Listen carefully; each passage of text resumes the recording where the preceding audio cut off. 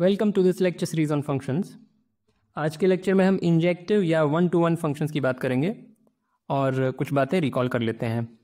तो अगर f कोई भी फंक्शन है from a set x to a set y, तो उसकी इमेज इस प्रकार डिफाइंड होती है।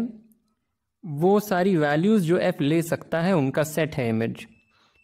f में उसकी डोमेन से इनपुट्स लेते जाएं, वो कुछ आउटपुट्स देता जाएगा, उन सारे आउटपुट्स को कलेक्ट कर लें, वो है इमेज ऑफ f। ज़रूरी नहीं है कि उसके को डोमेन का हर पॉइंट इमेज में हो। अगर कोई सबसेट दिया है डोमेन का तो उसकी image under the function is defined like this. केवल उस सेट में से इनपुट लेंगे, जैसा कि यहाँ लिखा है, केवल उस सेट में से इनपुट लेंगे और जितनी भी पॉसिबल वैल्यूज मिल रही हैं उनका सेट बना लेंगे। और ये चित्र यहाँ पे बना हुआ है, इससे दिख रहा है कि हम क्या कहना चाह रहे हैं। और हाँ, तो अगर कोई भी इनपुट x है तो इसको हम value of f at x या image of f at x भी बोलते हैं। ऑल राइट, फिर एक नोशन है प्री इमेज का। f अगर कोई फंक्शन है फ्रॉम x टू y और t कोई सबसेट है को डोमेन का, जैसा कि इस चित्र में है, t is the subset of the को डोमेन। तो what is the pre image of t under f? Pre image of t under f is वो सारे पॉइंट्स x में जिनमें जब f अप्लाई किया जाए तो वो t में पाए जाएं। राइट, ये एग्जैक्टली वो चीज़ें हैं जिनमें जब f अप्लाई किया जाए या f में उन्हें फीड किया जाए तो आउटपुट हमें t में मिले। ठीक है, so that's the pre image of t। और एक बात और यहाँ पे बोलनी है कि जब y is an element of the codomain, तो ये ना लिख करके दिस इज परफेक्टली फाइन। इसका मतलब क्या है? These are all the things in the domain जिनमें जब f अप्लाई किया जाए तो y मिलता हो। पर नोटेशनली ये थोड़ा सा हैवी है, तो बस इसको ऐसे भी लिखा जाता है। इनफैक्ट आमतौर पर यही लिखा जाता है, ये नहीं लिखा जाता। f इनवर्स कोई फंक्शन ज़रूरी नहीं है, f इनवर्स कोई फंक्शन नहीं है। बाद में हम देखेंगे इनवर्स ऑफ अ फंक्शन की बात करेंगे, जब f अगर कुछ कंडीशन सेटिस्फाई करता है तो इनवर्स ऑफ f की बात करेंगे। पर अभी इसको पढ़ते कैसे हैं f इनवर्स ऑफ y, और यहाँ पे f इनवर्स कोई फंक्शन नहीं है। ओके, जस्ट ये नोटेशन है। All right, so these are the things that we know. अब डेफिनेशन पर आते हैं। इंजेक्टिव फंक्शन क्या होता है? बहुत ही महत्वपूर्ण फंक्शन है, कॉन्सेप्ट है। मान लेते हैं f कोई फंक्शन है फ्रॉम x टू y। हम कहते हैं f इंजेक्टिव है अगर वो दो अलग अलग इनपुट्स पे सेम आउटपुट ना ले, यानी कि f of x is not equal to f of y whenever x and y are in the domain, obviously, and x is not equal to y। इसी चीज को दूसरी तरह से अगर लिखा जाए तो ऐसे लिख सकते हैं कि f x equals to f y implies that x equals to y। यानी कि अगर दो इनपुट्स पर f सेम आउटपुट ले रहा है तो दो इनपुट सेम ही होने पड़ेंगे। ऐसा जब हो जाए तो f को इंजेक्टिव बोलते हैं। ओके, अगर पिक्चर बनानी हो, जो मैंने यहाँ पे नहीं कहीं पे बनाई, पर अगर पिक्चर बनानी हो तो कुछ ऐसे बना सकते हैं कि ये डोमेन है, ये को डोमेन है। तो एक कॉपी x की को डोमेन में बैठी हुई है। बेसिकली f क्या कर रहा है, यहाँ से चीज़ें उठा करके y में डाल रहा है, पर क्योंकि वो किन्हीं भी दो चीज़ों को आइडेंटिफाई नहीं कर रहा, किन्हीं भी दो अलग अलग चीज़ों पर अलग अलग आउटपुट दे रहा है, तो हम जो इमेज ऑफ f है उसको समझ सकते हैं as a copy of the domain. Image of f is a subset of the codomain, but एक अर्थ में वो डोमेन की प्रति है, कॉपी है। ठीक है, तो बड़ा ही सरल सा कॉन्सेप्ट है, बोलने में बड़ा आसान है। और हाँ, एक बात और कि इसको वन टू वन फंक्शन भी बोला जाता है। मेरी आदत इंजेक्टिव की पड़ी हुई है, हायर मैथ में मैंने इंजेक्टिव ही ज़्यादा सुना है, पर हाँ, वन टू वन भी बिल्कुल ठीक है, आप वन टू वन बोल सकते हैं। वन टू वन ये भी अच्छा नाम है, काफ़ी डिस्क्रिप्टिव नाम है, क्योंकि वन टू वन का क्या मतलब हुआ कि एक चीज़ को एक पर ले जा रहा है, सॉर्ट ऑफ, मतलब जो भी आप समझ गए होंगे क्यों ये नाम चुना गया है। ओके, हम उदाहरण देखेंगे, पर पहले थोड़ी और बातें कर लें इस बारे में। हाँ, तो यहाँ पे लिखा हुआ है एक्चुअली कि injective functions are also called one to one functions, just एक डिफरेंट टर्मिनोलॉजी। और ये भी एक सरल सी बात है कि अगर x और y दो फाइनाइट सेट्स हैं और हमारे पास एक इंजेक्टिव फंक्शन है फ्रॉम x टू y, तो cardinality of x is at most the cardinality of y। x में y से ज़्यादा चीज़ें नहीं हो सकती, क्योंकि अगर y से ज़्यादा चीज़ें होंगी तो किन्हीं दो चीज़ों को तो एक सिंगल चीज़ पर मैप होना पड़ेगा। यहाँ बहुत सारे बच्चे हैं किसी क्लास में और ग्रेड हैं केवल 3 ABC, तो कोई तो दो बच्चे होंगे जिन्हें सेम ग्रेड मिलेगा, वैसी बात है। बहुत सरल बात है, सोच सकते हैं इस पर खुद से ही। अब उदाहरण देखते हैं। हमारे पास एक फंक्शन है from integers to integers which is defined as follows. एक मिनट मुझे समय दें।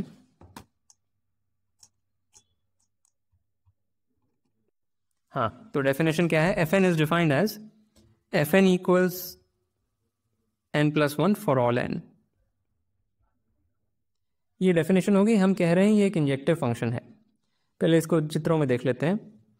तो ये हमारे पास ये डोमेन, ये कोडोमेन, और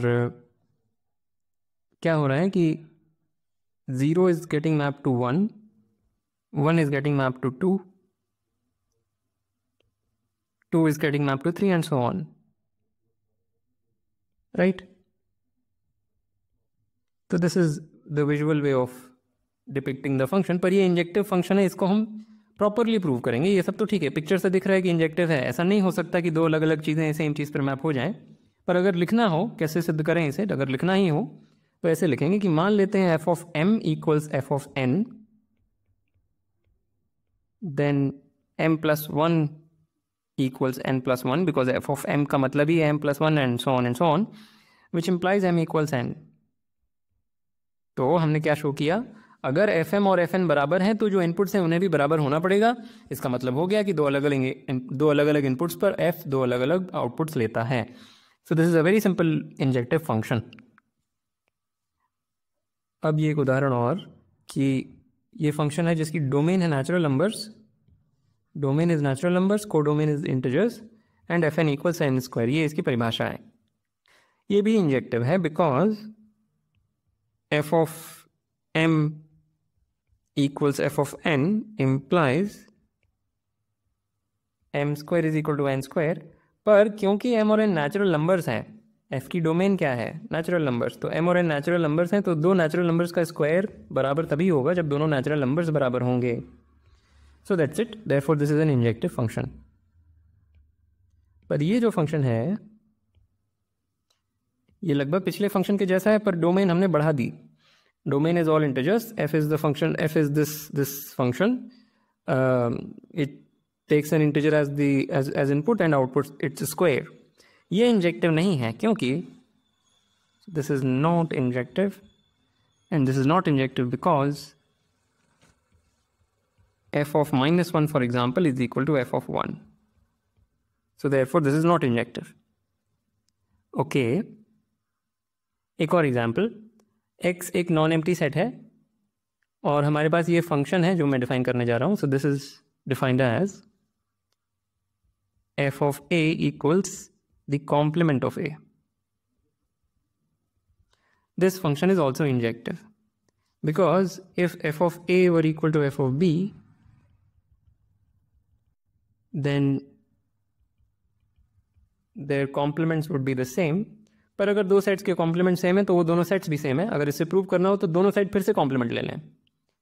complement of A is A, so I leave you to check that this implies A equals B. Common sense है। एंड देयरफॉर अगर f दो डिफरेंट इनपुट्स पे अगर f दो इनपुट्स पे सेम आउटपुट ले रहा है तो दो इनपुट सेम ही है and therefore f is injective. So कुछ एग्जाम्पल्स थे ये इंजेक्टिव फंक्शंस के। आगे बढ़ते हैं। अब ये बड़ी इंटरेस्टिंग बात है। हम ये दिखाएंगे कि there is an injective function from this set to that set. उल्टी दिशा में इंजेक्टिव फंक्शन आप दिखा सकते हैं बड़ी आसानी से। 0 को 0 पे मैप कर दें, 1 को 1 पे मैप कर दें, 2 को 2 पे मैप कर दें, so on and so on. तो उल्टी दिशा में तो एक इंजेक्टिव फंक्शन है, पर इस दिशा में भी एक इंजेक्टिव फंक्शन है। ये मैं आपको बताना चाहता हूँ। ये देखने में बड़ा लगता है, ये ऐसा लगता है कि इससे थोड़ा बड़ा है, पर एक फिर भी ऐसा लग रहा है कि हम एक बड़ी, एटलीस्ट मैं ऐसा कह तो रहा हूँ कि इस बड़ी चीज़ को मैं इस छोटी चीज़ में समा सकता हूँ, जो कि थोड़ी सी बेबूझ बात है, पर ये कोई बहुत मुश्किल बात नहीं है। तो देखते हैं कैसे। मैं तो आपसे कहूँगा कि वीडियो पॉज करके खुद सोचें कैसे सबसे बेस्ट तो वही होगा। So here is the proof. तो हम क्या करेंगे कि आधी जो चीज़ है उसको हम इवन नंबर्स पे मैप कर देंगे, और जो बची की आधी चीज़ है वो हम ऑड नंबर्स पे मैप कर देंगे। बस यही आइडिया है। So define a function f from z to n not, और यहाँ मैं बताना भूल गया, n नॉट का मतलब क्या है, all the whole numbers. So this is all those integers which are at least 0, all the whole numbers। ठीक है, तो हम ये फंक्शन डिफाइन कर रहे हैं कैसे, f of n is equal to, अगर n नॉन नेगेटिव है तो उसका डबल कर दें, sorry, so this is 2n if n is non negative, और अगर n नेगेटिव है तो क्या करेंगे, -1 को हम 1 पे भेजेंगे, -3 को हम ये क्या है, 3 पे भेजेंगे। क्या कर रहा हूँ, -1 को 1 पे भेजेंगे, -2 को 3 पर भेजेंगे, -3 को 5 पर भेजेंगे, एंड सो ऑन, राइट। जो नेगेटिव नंबर्स हैं उन्हें हम ऑड नंबर्स पर मैप करना चाहते हैं। ओके, तो क्या हमारा मैप होना चाहिए, पहले तो सो आई थिंक जस्ट अगर मैं ये लिख दूँ, -2n + 1 तो शायद बात बन जाएगी, राइट। -1 किस पे मैप हो रहा है, -1 is getting mapped to, not the correct thing, यहाँ पे एक -1 लगाना पड़ेगा। -1 is getting mapped to 1, -2 is getting mapped to what, this becomes 4, and 4 - 1 is 3, so this is correct। तो ये मेरा फंक्शन का डेफिनेशन हो गया। We claim that this is injective. Proof is very simple. Say f of m equals f of n for some m and n in the domain, want to show that m equals n, right? So clearly m और n का sign same होना चाहिए। So note that if m and n, well, पहले एक छोटी सी चीज को side में कर देते हैं कि note that m is non-zero, or rather if m is 0 then fm equals 0 which is equals fn। पर कौन सी चीज़ है जो 0 पर मैप हो रही है, 0 पर मैप केवल एक चीज़ हो रही है, 0, और कोई भी चीज़ नहीं है जो 0 पर जा रही है, क्योंकि जो नेगेटिव नंबर्स हैं वो तो ऑड नंबर्स पर जा रहे हैं, तो 0 पर तो कोई भी नहीं जा रहा उनमें से, ये सारे ही नंबर्स ऑड हैं। अगर n नेगेटिव है तो वो ऑड नंबर ही देगा आउटपुट, ठीक है। तो 0 पर मैप होने की संभावना किसकी बची, नॉन नेगेटिव नंबर्स की। पर नॉन नेगेटिव नंबर्स में कौन सा ऐसा नंबर है जो 0 देगा, केवल 0 ही यहाँ पर 0 दे सकता है। So this implies that n is also 0 and hence we are done. अगर m 0 है तो n भी 0 है, and then therefore we are done. So we may assume कि m और n में से कोई भी 0 नहीं है। सो मे अस्यूम, क्योंकि कोई भी 0 होगा तो आर्ग्यूमेंट हम खत्म कर सकते हैं। Now note that m and n must have the same sign,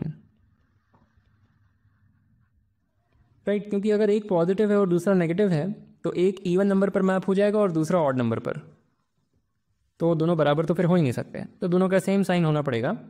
अब आप खुद से ख़त्म कर सकते हैं, दो केसेस बना लें। If m and n are both positive then since we have fm equals fn we get 2m equals 2n which implies m equals n, and similarly if m and n are both negative then this implies m equals n. That's it. तो ये सब लिखने में थोड़ा लंबा हो गया, पर आइडिया बहुत क्लियर होना चाहिए कि इतने पार्ट को हमने इवन नंबर्स पर मैप कर दिया और इतने पार्ट को हमने ऑड नंबर्स पर मैप कर दिया। आइडिया बस यही था। Okay, great. हाँ, ये छोटी सी कुछ बातें। हमारे पास दो फंक्शंस हैं f और g जो कि कंपोजिबल हैं। जो कोडोमेन ऑफ y है वो डोमेन ऑफ g है। तो इस कॉम्पोजिट का अर्थ है this composite is a function from x to z, और हम कह रहे हैं अगर ये दोनों इंजेक्टिव फंक्शंस हैं तो ये भी एक इंजेक्टिव फंक्शन है। तो जब हम बोलते हैं a function is an injection तो उसका मतलब होता है f is an injective function. हम कह रहे हैं यहाँ पे f and g are injections, तो कहने का मतलब बस यही है कि f and g are injective functions, और फिर क्लेम हम कर रहे हैं कि उनका जो कॉम्पोजिट है वो भी इंजेक्टिव ही होगा। प्रूफ हम लिखेंगे, पर बात ऐसे ही बहुत क्लियर होनी चाहिए। ये x, ये y, ये z, यहाँ पर जब भी हम कोई दो अलग अलग बिंदु चुनते हैं तो f उन्हें दो अलग चीज़ों पर भेज देता है, और फिर जब इसमें g अप्लाई करेंगे क्योंकि ये दोनों अलग अलग हैं और क्योंकि g इंजेक्टिव है तो वो भी फिर अलग अलग आउटपुट देंगे। पर ये जो आउटपुट है वो क्या है? वो इस चीज़ का आउटपुट है अंडर द कॉम्पोजिट, और ये आउटपुट है इस चीज़ का अंडर द कॉम्पोजिट। तो अगर दो अलग अलग इनपुट कॉम्पोजिट फंक्शंस को भेजे जाएं तो आउटपुट भी दो अलग अलग ही होते हैं। बस इतनी सी बात है।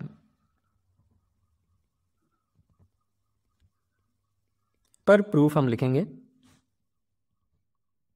सपोज दो इनपुट्स पर सेम आउटपुट मिल रहा है, then by definition of the composite this means कि g of f of x is g of f of y, which by injectivity of g implies f of x is f of y, which by injectivity of f implies x equals y.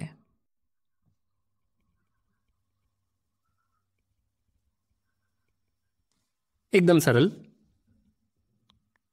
और इसका एक related fact या theorem, lemma, छोटी सी बात है। अगर f और g दो फंक्शंस हैं सच दैट उनका कॉम्पोजिट इंजेक्टिव है, ये कंपोजिबल फंक्शंस हैं, और हम अगर मान लें उनका कॉम्पोजिट इंजेक्टिव है तो हम ये कह सकते हैं कि f इंजेक्टिव है। हम ये नहीं कह सकते कि g इंजेक्टिव है, पर हम ये कह सकते हैं कि f इंजेक्टिव है।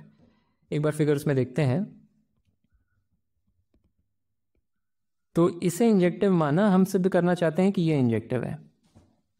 ठीक है, अगर ये इंजेक्टिव नहीं है तो ऐसी दो चीज़ें यहाँ पे हैं जिनकी इमेज अंडर f सेम है। ठीक है, अब उसमें g अप्लाई किया तो ये बिंदु मिला, यानी कि ये जो दोनों बिंदु हैं इन दोनों रास्तों को अगर हम अप्लाई कर दें एक f और g तो एक ही बिंदु मिलेगा। And therefore composite function apply करने पे भी एक ही बिंदु मिलेगा, क्योंकि कॉम्पोजिट का मतलब ही क्या है, पहले f अप्लाई करो और फिर g अप्लाई करो। बहुत ही सरल बात है, पर फिर भी इसको लिख लेते हैं। If f is not injective then by definition of injectivity there exist x and y in the domain such that x y से डिफरेंट है और f सेम इमेज लेता है x और y पे। अगर ये इंजेक्टिव नहीं है तो कोई दो ऐसे डिफरेंट एलिमेंट्स होंगे x में जिन पे f सेम वैल्यू देता है, which implies अगर अब g अप्लाई कर दें तो ये हो गया। But what is this? This is g of, और other g compose with f of x, and this is g compose with f of y। तो दो अलग अलग ऐसी चीज़ें हैं डोमेन में, इसके डोमेन में, जिस पे ये सेम वैल्यू देता है, और फिर इससे निष्कर्ष निकला कि this is not injective, which would be a contradiction. अगर हम मान लें f इंजेक्टिव नहीं है तो हमें मिल जाएगा ये इंजेक्टिव नहीं है, पर हम तो मान के ही चल रहे थे कि ये इंजेक्टिव है। This would be a contradiction and therefore we have proven that f must be injective. Okay, तो एकदम सीधी सरल बात। ओके, आगे बढ़ते हैं। हाँ, तो ये ऑप्शनल फॉर जेईई, x कोई नॉन एम्प्टी सेट है। तो ये मैप कैसे डिफाइंड है? ए कोई भी सबसेट है x का, यानी पावर सेट का कोई सदस्य है, तो phi of that is defined as the indicator of that thing. phi of A is indicator of A. तो रिकॉल व्हाट इज इंडिकेटर. अगर x ये सेट है और a इसका ये सबसेट है, तो indicator of a is a function from x to reals, जो क्या करता है, a पे जब a से जब कुछ उठाया जाए तो इंडिकेटर आउटपुट दे देता है 1, और जब a के बाहर कुछ उठाया जाए तो आउटपुट दे देता है 0. ठीक है, that is the definition of the indicator function. और ये नोटेशन याद करें, this is the set of all the maps from x to the set of all real numbers. ठीक है, और हम कह रहे हैं कि ये फंक्शन जो इस प्रकार डिफाइंड है, ये एक इंजेक्टिव फंक्शन है. प्रूफ बहुत सरल है. से phi a equals phi b for some a and b in the power set, meaning the domain of phi. Want to show that a equals b, but phi a equals phi b का मतलब क्या है. इसका मतलब है indicator of a equals indicator of b. ठीक है, now if a is not equal to b, then well, या तो a में कुछ ऐसा है जो b में नहीं है, या b में कुछ ऐसा है जो a में नहीं है. विदाउट लॉस ऑफ जनरलिटी मान लेते हैं a में कुछ ऐसा है जो b में नहीं है. Without loss of generality say there is something in a but not in b. But then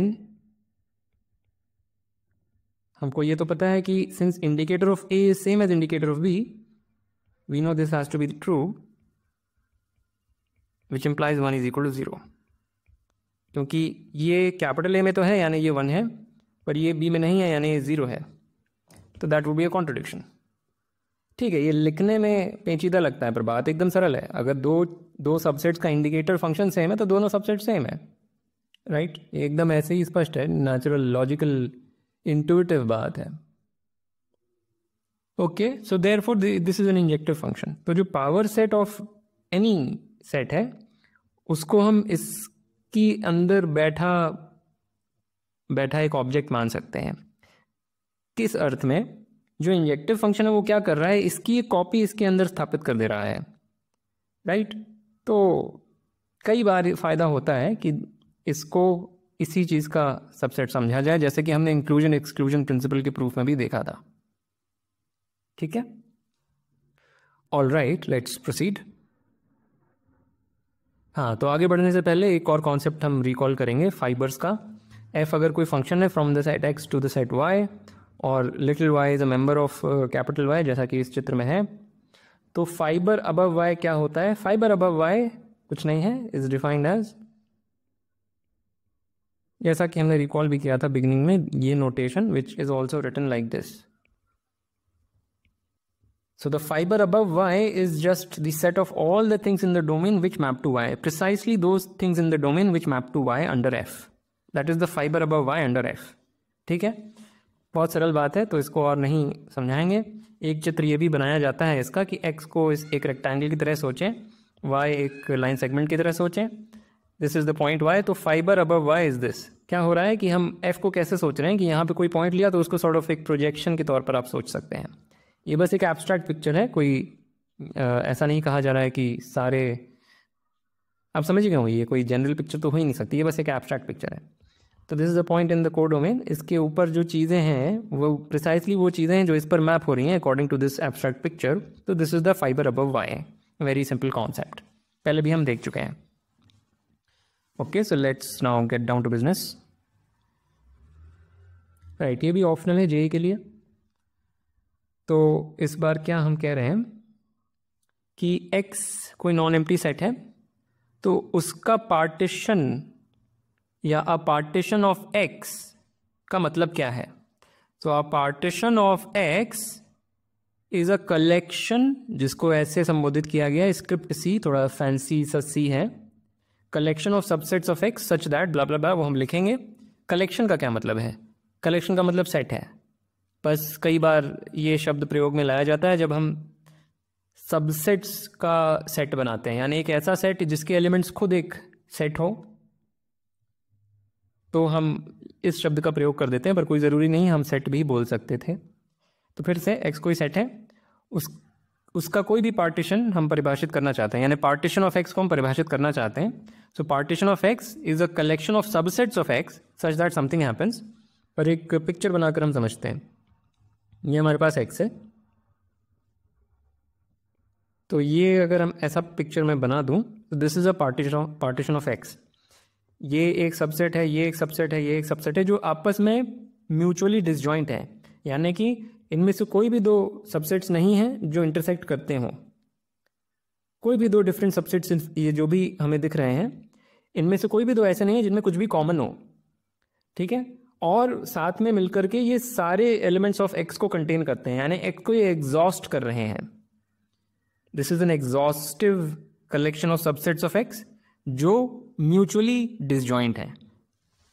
ऐसी चीज को पार्टीशन बोलते हैं। तो a partition of x is a collection C of subsets of x such that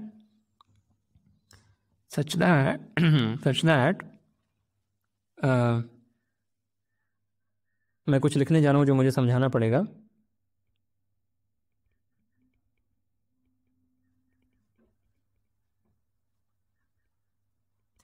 तो क्या बोल रहा हूं मैं, जो यहाँ पे बोला बस उसको शब्दों में लिख दिया है। ये नोटेशन शायद मैंने पहले नहीं देखी, पर ये क्या है, ये सारी चीज़ें जो सी में है उनका यूनियन है, सारी चीज़ें जो इस फैंसी सी में है उनका यूनियन है। ये नोटेशन बस ये बोल रही है कि हर चीज़ जो यहाँ बैठी है उसको उठाएं और पूरा यूनियन ले लें सबका। जैसे समेशन में एब्स्ट्रैक्टली हम कर सकते हैं ना कि summation x in capital x F of x, कुछ ऐसी चीज़ें हम कर सकते हैं अगर ये नंबर्स हैं एट्सेट्रा। वैसे ये थोड़ा एब्स्ट्रैक्ट सिंबल है यूनियन का। कई बार हमारे पास मल्टीपल सेट्स दिए होते हैं A1 अप टू AN, तो हम ऐसी चीज़ लिख सकते हैं A1 union dot dot dot union AN, ये लिख सकते हैं to mean the union of all of them. इसी को लिखने का एक और तरीका है कि ये बड़ा सा U बनाएं, फिर I इक्वल्स 1 to N करके फिर AI लिख दें। This is a सक्सेंट notation. उससे भी थोड़ी सी ज़्यादा एडवांस नोटेशन बोल रहे हैं इसको। एडवांस से मतलब मुश्किल नहीं, जस्ट थोड़ा सा बेहतर नोटेशन, कि हमें अब इनको इंडेक्स नहीं करना पड़ा। हमें ये नहीं कहना पड़ा कि let the elements of script C be C1 dot dot dot CN और फिर हम लिख रहे हैं C1 यूनियन C2 यूनियन। वो सब बाईपास हो गया। अच्छा है कि वो बाईपास हो गया, बेकार में एक नोटेशन क्यों इंट्रोड्यूस करें। तो बस ये इतना ही कह रहा है कि take the union of all the things that are there in script C। और इसको तो इस कलेक्शन को पार्टीशन तब बोलते हैं जब सबसे पहले ये चीज़ हो जाए, यानी exhaustiveness. The elements of C exhaust X, इसको ऐसे पढ़ सकते हैं, C एग्जॉस्ट्स X।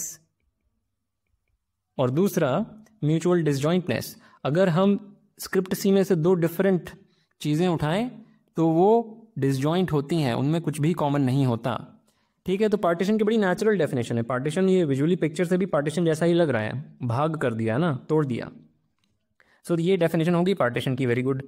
और एक उदाहरण हम पार्टीशन का देखते हैं कि अगर f कोई भी फंक्शन है from some set x to y, सारे ही सेट्स नॉन एम्प्टी हैं, यानी x और y नॉन एम्प्टी हैं, और ये जो है स्क्रिप्ट f, ये साधारण f नहीं है, ये स्क्रिप्ट f है, फैंसी है।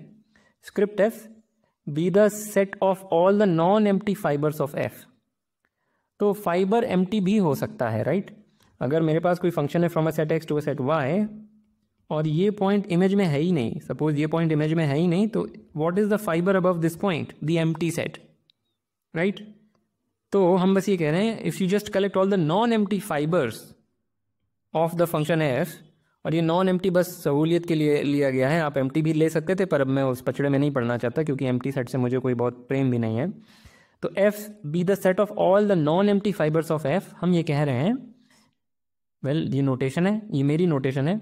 स्क्रिप्ट f को हम ऐसे भी डोनेट करेंगे, this is a non standard notation, बस मैंने इन्वेंट कर दी। और हम ये कह रहे हैं कि एक और notation, the fibre containing x is denoted by this symbol. Again ये भी मेरी नोटेशन है। तो क्या बोला जा रहा है, ये सेट x है, ये सेट y है, हमारे पास ये फंक्शन है, और यहाँ पे कोई पॉइंट है x, little x। The fibre containing x को हम इससे संबोधित कर रहे हैं. Well, what do I mean by that? Fibre containing x से क्या मतलब है? क्या सबसे पहले कोई ऐसी चीज है यहाँ पे जिसके फाइबर में एक्स हो, या question is there a point little y in the codomain such that the fiber above little y contains x? लिख देता हूं question. Is there, so fix x in the domain, does there exist a point little y in the codomain such that x is in the fiber above y? प्रश्न समझना बहुत ज़रूरी है. क्या कोई ऐसा पॉइंट है कोडोमेन में सच दैट अगर उसके ऊपर जो फाइबर है वो लिया जाए तो एक्स उसमें बैठा हो? निश्चित रूप से ऐसा वाई है. एक्स की इमेज ले लें, what ever is the image of x, that is the point, that is the only point in fact जिसके की फाइबर में एक्स बैठा हुआ है. राइट, अगर एक्स की मैंने इमेज ले ली, फाइबर अबव वाई का क्या मतलब हुआ? वो पॉइंट्स इन द कोडोमेन जो वाई पे मैप हो रहे हो, clearly x is such a point. वो लिया ही ऐसा गया है, वाई जो बिंदु है लिया ही ऐसा गया है. सो क्लियरली ऐसा वाई है. तो जो फाइबर अबव एफ एक्स है, that is the fibre that contains x. सुनने में ये गोल मटोल कोई बात लग रही होगी, पर एकदम तार्किक बात है. सो the fibre containing x is the fiber above fx. ठीक है, एकदम सरल सी बात. और उसका नोटेशन हमने दे दिया, बस ये एक नोटेशन है. थोड़ा सा यहाँ पे आगे बढ़ने से पहले बोल दूं कि this is nothing but F inverse of F X. यही डिस्कशन अभी हुआ है, तो make sure you understand this equation. All right, अब हम एक मैप डिफाइन कर रहे हैं from the set x to the set of all the fibres of the function F. ये पाए कोई नंबर नहीं है, जैसे एक नोटेशन है. Projection, think of it as a projection, whatever that means.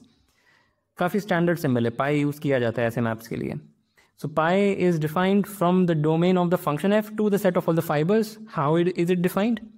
It just takes an input and outputs the fiber in which the input lies. ठीक है, तो हो ये रहा है कि सबसे पहले तो ये नोट करना चाहिए कि ये जो है the set of all the fibres of the function F, this is a partition of the set x.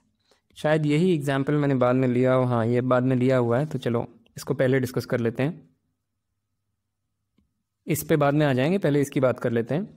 तो हम ये कह रहे हैं कि f कोई भी फंक्शन है from a non empty set x to a non empty set y, और ये all the fibres of the function f है. तो हम कह रहे हैं कि f is a partition of x. तो एग्जॉस्टिवनेस इज क्लियर, क्योंकि हम दिखा चुके हैं कि हर point in the set x is in some fiber. यह भी सारी बात हुई. तो एग्जॉस्टिवनेस इज क्लियर. क्या mutual disjointness is also clear? अगर दो अलग अलग फाइबर हैं जिनमें कुछ पॉइंट कॉमन आ गया है, मान लें ये point is common in two different fibres, तो इसका मतलब क्या हुआ? इसका फर्स्ट ऑफ ऑल मतलब हुआ कि let's say this point is something, let's call this point little a. तो लिटिल ए की कुछ इमेज है, उसको बी बोल देते हैं.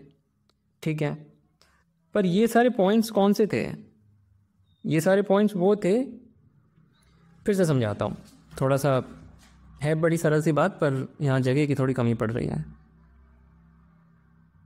तो ये सब मैं मिटा दूँ क्या?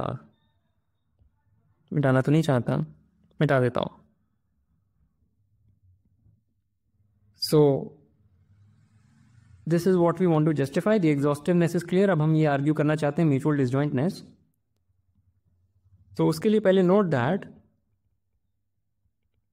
if you have any fiber, you fix a fiber,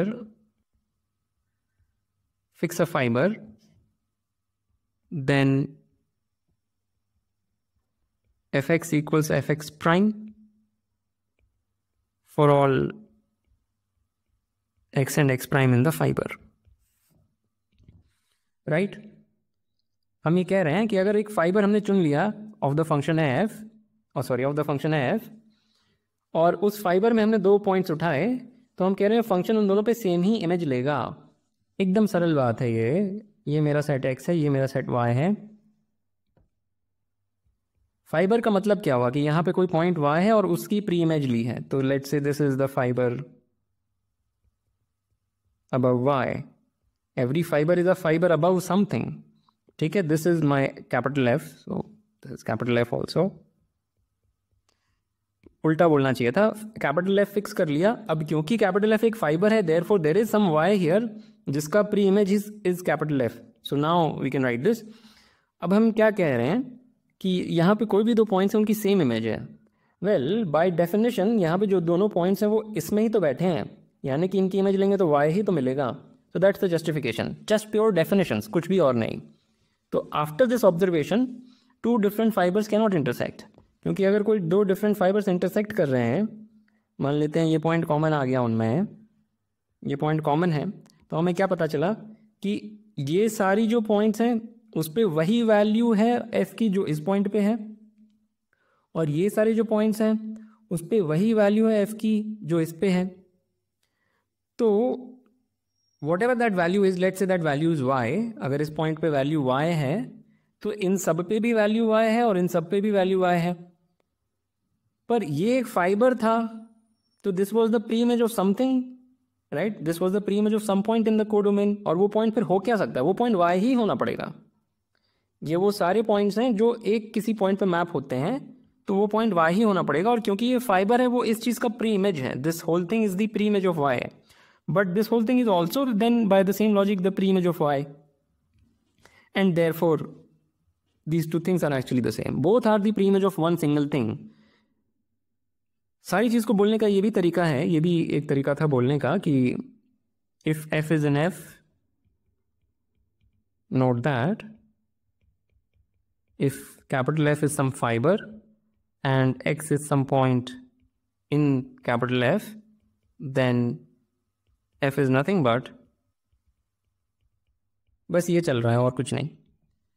इस पे खुद से रुक करके विचार करें, मैं एक बार बोल देता हूँ ये चीज़, बेहतर होगा खुद से ही सोचें।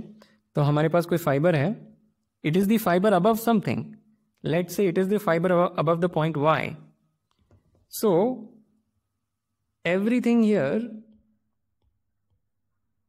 here maps to y and nothing else maps to y. इसके बाहर कुछ नहीं है जो y पे मैप हो रहा है, this is the pre image of y। Okay great. Now अगर हम यहाँ पे कोई पॉइंट उठाते हैं x, तो what is fx? fx is y, and this whole thing is what? This is f inverse of y, but as we just said y is fx, so this whole thing is f inverse of fx। थोड़ा जल्दी जल्दी बोला पर मैं और अब बोलना भी नहीं चाहता। तो ये हमारा एक एग्जाम्पल है पार्टीशन का, जो बहुत नेचुरली अराइज होता है जब भी हमारे पास कोई फंक्शन होता है, तो domain gets partition by the fibres of the function. Okay, और this is the notation for the set of all the fibers. ये मेरी नोटेशन है, लिटरेचर में नहीं मिलेगी, ये भी मेरी ही नोटेशन है, शायद लिटरेचर में नहीं मिलेगी, कोई बात नहीं, रिमाइंड करा दूंगा अगर दोबारा कभी यूज़ होता है। ठीक है, बहुत सब कुछ सरल है, दिखने में शायद पेचीदा हो गया होगा। डेफिनेशंस है, जनरली हम हाई स्कूल में डेफिनेशंस और शब्दों में तो बात करते ही नहीं है, सारी चीज़ें तो इक्वेशंस में होती हैं, पर जो हायर मैथ है उसका फ्लेवर ही ऐसा है कि चीज़ें शब्दों में ज़्यादा होती हैं, इक्वेशंस में कम होती हैं, विद सम एक्सेप्शंस। ओके, तो या सो this is an example of a partition of integers. This is the set of all the even numbers, this is the set of all the odd integers. Clearly they exhaust all integers, क्योंकि कोई भी integer या तो even होता है या odd होता है, और कोई भी इंटीजर दोनों नहीं हो सकता, कोई भी इंटीजर इवन और ऑड साइमल्टेनियसली नहीं हो सकता। तो this is a partition of the set of all the integers. ठीक है, आई होप पार्टीशंस समझ में आ गए, और ये एक अच्छा उदाहरण हमें मिल गया पार्टीशंस का। ओके, बहुत ज़रूरी है कि आप ये समझें, ये सारी बात, ये जो हुई फाइबर्स को लेकर के पार्टीशन की परिभाषा, ये जो पूरी चर्चा हुई है, अच्छे से समझ जाएं, बहुत ज़रूरी है। ठीक है, all right, so let's proceed. Right, so this is I think the final thing that I want to do. Yeah, set theoretic quotienting। पहले इसको फिगर में देखते हैं और फिर प्रॉपरली मैथमेटिकल स्टेटमेंट लिख करके प्रूव करेंगे।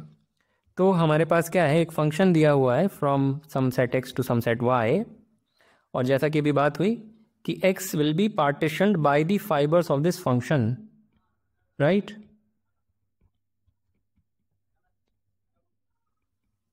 x will be partitioned by the fibers of this function which is denoted by little f. Great. पर अब हम क्या करेंगे, एक बात जो यहाँ पे हम देख ही पा रहे हैं कि f क्या कर रहा है, f किसी भी फाइबर को आप पकड़ लें, ये जो भी चीज़ें मैंने बक्से से बनाए हुए हैं ये सब एक फाइबर है, this is one fibre, this is one fibre, this is one fibre and so on. तो कोई भी फाइबर पकड़ लें, f क्या कर रहा है, फ़र्क नहीं कर पा रहा वो इस फाइबर में किन्हीं भी दो चीज़ों के बीच में। f की दृष्टि से देखें तो ये सब कुछ सेम ही है, क्योंकि इस पे आउटपुट तो f सेम ही दे रहा है, राइट। फिर यहाँ पे कुछ उठाएंगे, उस पर कुछ और आउटपुट देगा। नोट दैट अगर इस फाइबर में से कुछ उठाया और उस फाइबर में से कुछ उठाया तो आउटपुट अलग अलग ही मिलेगा, निश्चित रूप से अलग मिलेगा। दो डिस्टिंक्ट फाइबर्स में से अगर हमने दो बिंदु उठाए तो दोनों पे अलग अलग आउटपुट ही मिलेगा। ज़रूर इस पे विचार करें अगर स्पष्ट नहीं है, ठीक है। तो f की दृष्टि से देखा जाए तो जो सेट x है वो दरअसल एक ये बड़ा सा बिंदु है, फिर ये एक बड़ा सा बिंदु और फिर ये एक बड़ा सा बिंदु एंड सो ऑन। f की दृष्टि से हमें x के बारे में थोड़ी ज़्यादा जानकारी है, पर अगर f को ना बताया जाए, या मान लेते हैं यहाँ पे कोई आदमी बैठा है जो केवल वैल्यू देख पा रहा है f की, वो ये सारी चीज़ें देख ही नहीं पा रहा, वो केवल f की वैल्यूज़ देख पाता है, अगर इनपुट फीड किया जाए वो वैल्यू देख पाता है। तो इस आदमी की दृष्टि से ये सारे इनपुट्स लगभग सेम ही है ना, क्योंकि इन पे आउटपुट सेम मिल रहा है, उसे केवल आउटपुट से मतलब है। कुछ फिलोसॉफिकल बात कर रहा हूँ, मैथमेटिकल नहीं, ठीक है। तो इस बात को अब हम थोड़ा मैथमेटिकली बोल सकते हैं कि f की दृष्टि से ये सब कुछ सेम है। तो हम क्या करेंगे, हमने the set of all the fibres यहाँ पे कलेक्ट कर लिया, रादर वो सेट यहाँ पे बना लिया, this is the set of all the fibres of the function f, right. तो इस सेट के जो एलिमेंट्स हैं वो ये बड़े बड़े मोटे सेट्स हैं, राइट।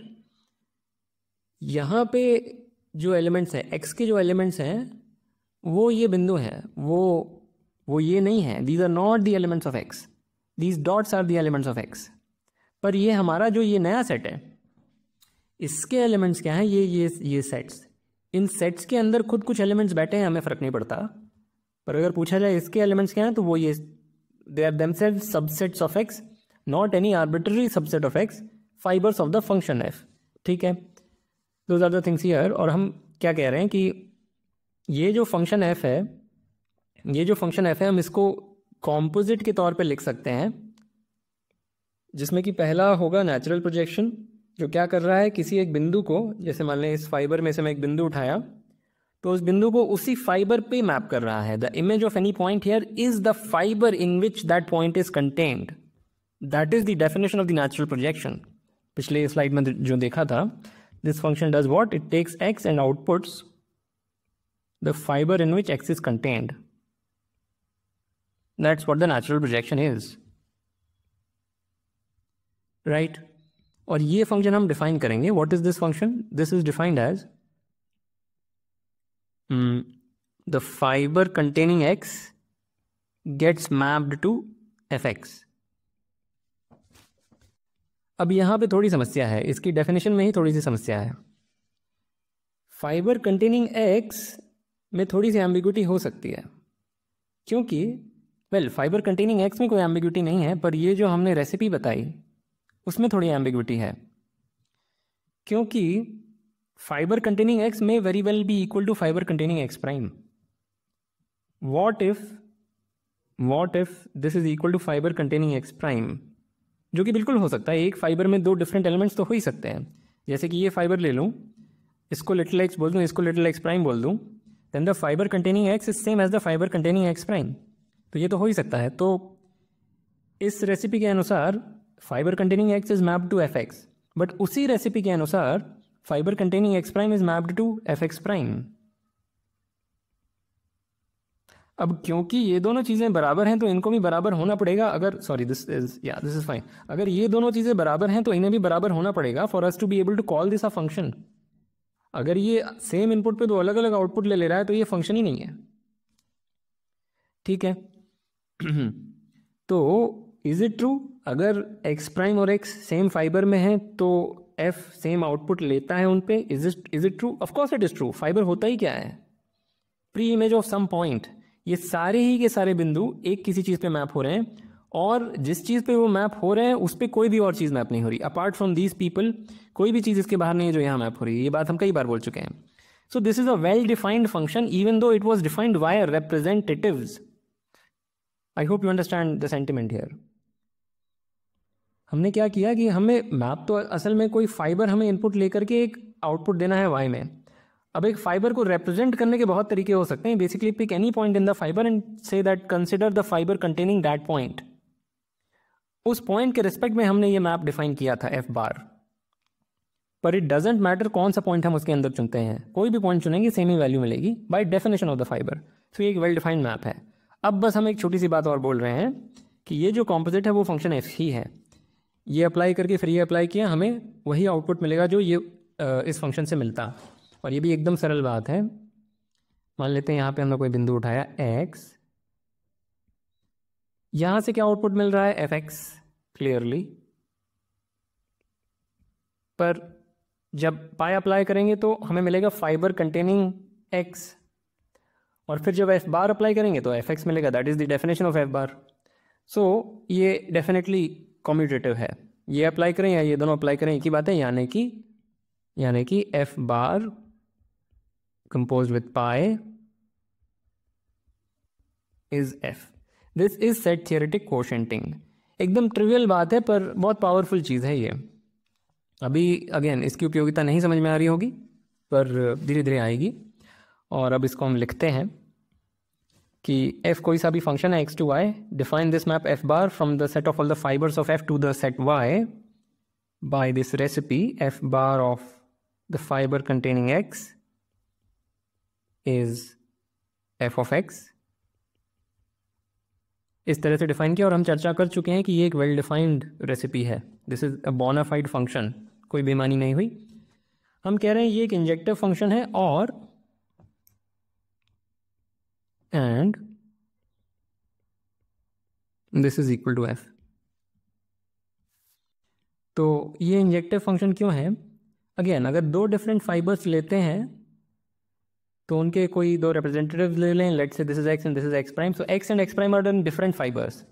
अगर x and x prime are in different fibres तो उनके आउटपुट्स भी डिफरेंट होंगे। ये बात भी हम कई बार बोल चुके हैं। तो इंजेक्टिविटी इज दैट। बट चलो ठीक है, अब इसको अच्छे से हम लिख करके प्रूव कर देते हैं। ये सब तो चित्रों में बात हो गई, पर एकदम मर्सीलेस प्रूफ लिखने की कोशिश करते हैं। सो से f bar of x, or rather f bar of the fiber containing x equals f bar of the fiber containing x prime. To show injectivity of f bar, we want to show that these two things are the same. But what does it mean? What does it mean to say कि these two things are the same? कब ऐसा होता है कि the fiber containing x is same as the fiber containing x prime? ये तभी होता है, this is equivalent to saying कि fx equals fx प्राइम।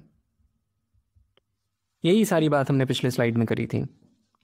दो डिफरेंट फाइबर्स, कैसे बोलूँगा इसको, we are assuming that these two fibres are we want to show that these two fibres are the same. ठीक है, हमको पता बस इतना ही है, ये जानते हुए हमें शो करना है कि ये दोनों फाइबर्स सेम है, राइट? पर ये शो करना हम कह रहे हैं इक्विवेलेंट है ये शो करने के। अब ऐसा क्यों है? अगर ये दोनों फाइबर सेम है तो कम से कम इनमें कुछ तो कॉमन होगा। सभी कुछ कॉमन है पर to make a weaker statement कुछ तो कॉमन होगा। मान लेते हैं z ऐसी चीज़ है जो दोनों में है, पर अगर z यहाँ पे है तो उसका क्या मतलब हुआ? F Z is equal to F X, और z यहाँ पर है तो उसका मतलब हो गया F Z is equal to F X prime, and therefore F X equals F X prime. तो अगर ये इक्वालिटी होल्ड कर रही है तो ये इक्वालिटी भी होल्ड करेगी, और अगर ये इक्वालिटी होल्ड कर रही है तो ये इक्वालिटी भी होल्ड करेगी। x और x प्राइम की अगर सेम ही इमेज है तो they are both in the fibre above whatever this value is, right? And this is the fibre containing x, this is the fibre containing x prime, so they are necessarily the same. whatever, सब कुछ बहुत आसान है, आप खुद से argue करेंगे वो ज़्यादा ईजी होगा. Okay, so showing this is same as showing that, but ये जो लिखा हुआ है वो एग्जैक्टली यही लिखा हुआ है bye definition of x bar, bye definition of f bar. By this we knew immediately that fx equals fx prime. Correct? So this is done. This is true and hence this is true. So injectivity of f bar is established. Right? जो philosophical तरीका है ये बोलने का कि f bar is injective वो ये है कि f क्या कर रहा था, f इन सबको आइडेंटिफाई कर दे रहा था, इन सब में एक तदाद में जोड़ दे रहा था कि ये सब सेम ही है. और एफ बार क्या कह दे रहा है, एफ वो जो भी आइडेंटिफाई होना था वो पहले ही पाई ने आइडेंटिफाई करके दे दिया, उसको सबको एक ग्लू से चिपका दिया. जो जो एफ जिन जिन चीज़ों पे सेम वैल्यू ले रहा था, पाई ने क्या किया, ग्लू लगा के उसको चिपका दिया. तो अब और इससे ज़्यादा चिपकाने के लिए स्कोप है नहीं. एफ बार इसलिए इंजेक्टिव है, जितना चिपकना था सब चिपक गया है. Whatever, that's a philosophical thing. और now we want to argue this. So this is also very simple. F bar composed with pi of x by definition is f bar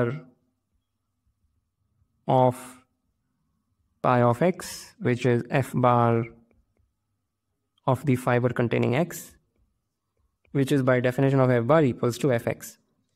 So for each x, this and that have the same output and therefore they are equal.